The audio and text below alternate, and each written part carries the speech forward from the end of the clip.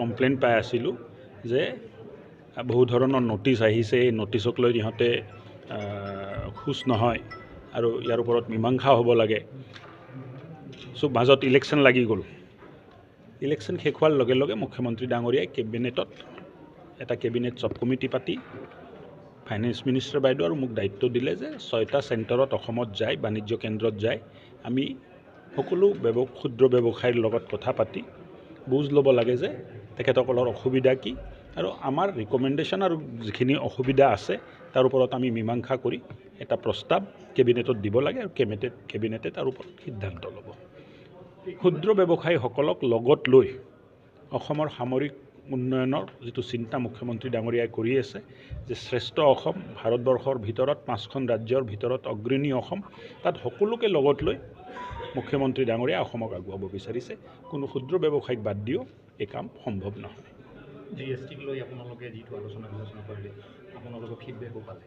ফিডবেকত এটা কথা উল্লেখ কৰিছে ব্যৱসায়ী মহলৰ যে এটা ছফ্টৱেৰত আউটডেটেড বা সেইটো ছফ্টৱেৰ কাম কৰা নাই। সেইটো আপোনালোকে ইন্ট্ৰডিউচ কৰাৰ আগত মন কৰা নাছিলে নেকি? নহয়, ছফ্টৱেৰ এটা আহিছে, বহুত ষ্টেটত লগাইছে, কি অসুবিধা আছে আমি সংজ্ঞান লৈ আছোঁ আৰু এটা মীমাংসা হ'ব তাৰ ওপৰত। তেনেকুৱা নহয় যে সমস্যা আছে, সমস্যাই হৈ থাকিব। ডক্টৰ হিমন্ত বিশ্ব শৰ্মাৰ ৰিজিমত শাসনকালত সমস্যাটো নিষ্পত্তি এটা ফাষ্ট ট্ৰেক নিষ্পত্তিৰ এটা প্ৰক্ৰিয়া আছে। সমস্যা আহিছে, তেখেত ইমিডিয়েটলি কেবিনেটত লৈছে, সাব কমিটি বনাইছে আৰু আমি যোৱাকালি গুৱাহাটীত মিটিং কৰিলোঁ, আজি ইয়াত মিটিং কৰি আছোঁ আৰু মই ভাবোঁ যে 6টা চেণ্টাৰত আমি 5 তাৰিখ 6 তাৰিখৰ ভিতৰত সকলোতে মিটিং শেষ কৰি 12-14 তাৰিখৰ ভিতৰত আমাৰ ৰিকমেণ্ডেশ্যন আমি কেবিনেটত দি দিব পাৰিম। টেক্সৰ কালেকশ্যন কেনেকুৱা আছে? টেক্সৰ কালেকশ্যন অসমতো বৃদ্ধি পাইছে আৰু ভাল কালেকশ্যন অসমত হৈ আছে।